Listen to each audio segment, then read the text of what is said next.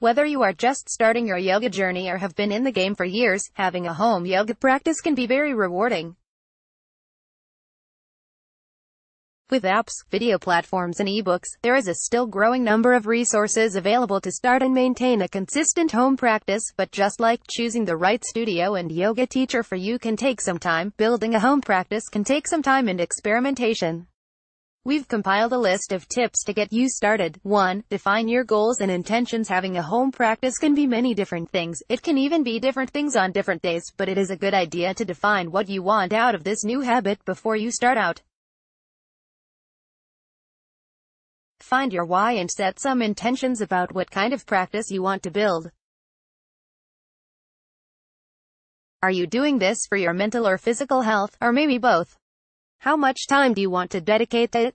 Then set some goals for your practice. These can be goals about a pose you want to master, about how many times a week you want to practice, about being patient with yourself, or something else. Make sure you set gentle and realistic goals so you won't get discouraged. You are starting something new, and that is an accomplishment in itself. 2. Conduct a little bit of research. With all the resources available out there in the form of video classes, ebooks and yoga apps, there's so much to choose from no matter what level your practice is at, but just as it can be trial and error to find a studio and teacher you connect with, it will most likely take a little bit of time and trying a few different things to structure your ideal home practice. If you're quite experienced, you might prefer practicing to your own beat, but if you want guidance, a little bit of research is probably required. Although it's always great to go to at least a few classes and get a feel for your body's limits and alignment in a safe space with guidance, you could potentially start a home practice without ever having been to a yoga class. 3. Choose your mat. Now this one is exciting. Sure, you can start your practice at home on the carpet or on a towel, but having a yoga mat not only makes practicing easier and more comfortable, it also instantly creates a space for you to feel calm and safe, even if you don't have a lot of room to create a whole, designated yoga area. There are lots of different options, in different price ranges and materials depending on your style of practice. The sticky mat is a great option for a first mat. The Eco Everyday Mat is the most sustainable option and made from tree rubber. The Everyday Reversible Mat is a sturdy, versatile mat for different kinds of practices, and the Everyday Wellness Mat offers a little more cushion. 4. Create your practice space. It would be ideal to be able to dedicate a corner or room to your home practice, as this means that you could leave your equipment out and you'll probably be more likely to practice frequently, but it's not necessary to have a lot of room to have a home practice. Depending on the type of practice you plan on getting into, you might want to get a few props to support you. A bolster and a soft blanket are a great starting kit for a restorative practice, while a belt and a couple of bricks will help you with tricky poses in a more dynamic practice.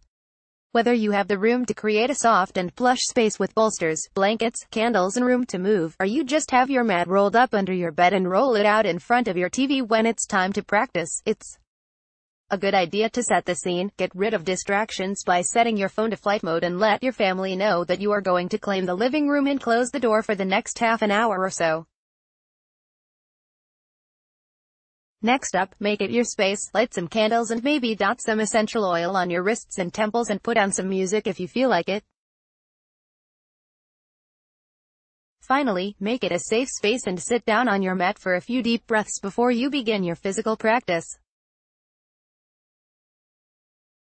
5. Schedule time for yourself. Some days, you are going to crave time on your mat, and others, you are going to have to drag yourself onto it, and that's alright. As opposed to when you've signed up to a yoga class or course, no one is going to be waiting for you to show up, so you are going to have to show up for yourself. This might be easier if you schedule time for your practice by actually putting it in your calendar, setting your alarm or putting it on the to-do list, whatever works for you. 6. Find your teacher. Because of the vast number of resources available for a home yoga practice, you also have lots of teachers to choose from, and it can take some time to find someone who resonates with you and your style of practice. Especially if you are new to yoga, give it some time. Just because you maybe did not particularly enjoy the first couple of online classes you tried, it definitely does not mean that yoga is not for you.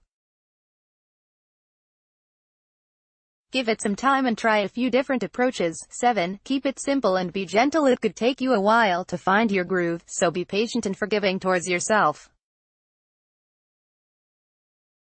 You are starting something new, and even people who have practiced for years still find that they go through periods where getting on the mat takes more effort and doesn't happen as often as they would like. It takes time and effort to create a habit. If you fail to get on your mat for a while, don't beat yourself up, just get back on it once and take it one day at a time. 8. Listen inwards. This one is especially important if you are new to yoga, but even if you are a seasoned yogi, a home practice is very different from coming to classes. At home, there's no teacher to watch over you and to give adjustments and keep you safe, so it is very important that you listen to your body. In classes, the teacher is also there to challenge and push you, so it goes both ways. Make sure, as well as respecting your boundaries, you also challenge yourself and explore your limits. 9. Remember Savasana. Do not skip Savasana, just because you are home and could be doing laundry or cooking dinner. Savasana is your time to enjoy the after effects of your practice and take a moment to just be. 10. Jump into the occasional class. Go in for the occasional tune-up. Even if you manage to build a consistent home practice, jumping into a class once in a while